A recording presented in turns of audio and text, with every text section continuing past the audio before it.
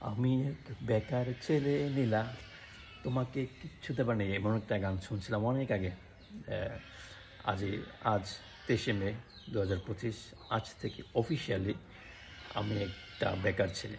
গতকাল আমার অফিস থেকে আমাকে মেল করা হলো 22শে মে বিকেলবেলা, মানে জাপান টাইম বিকেলবেলায় আমাকে মেল করা হলো। আমি ইন্টারনাল অফিসের ইন্টারনাল যত অ্যাক্সেস ছিল সব থেকে আমাকে রিমুভ করা হয়েছে এবং কিছু এক গাদা ডকুমেন্টস আমাকে দেওয়া হয়েছে মেইলের মাধ্যমে।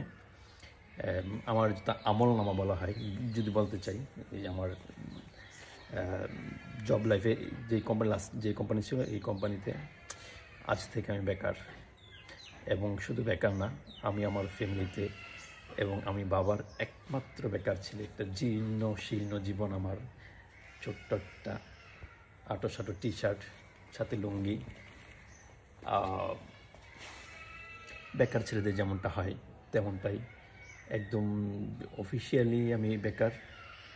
এবং বাংলাদেশের বেকারের খাতায় আরও একটি নাম যুক্ত হলো আমার নাম।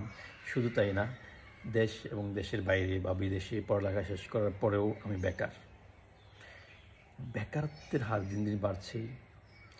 একই সাথে যেমন স্যাড নিউজ, আবার একটা আনন্দের নিউজ যে বেকারদের কোনো টেনশন নাই, তার কাছ থেকে কেউ কিছু চাবে না, দেশও তার কাছ থেকে কোনো প্রত্যাশা করবে না, ফ্যামিলিও প্রত্যাশা করবে না, এবং সে পাখির মতো ঘুরে বেড়াতে পারবে পায়ে হেঁটে। যেহেতু পক্ষে টাকা থাকবে না, গাড়ি প্লেন এগুলোতে পসিবল না।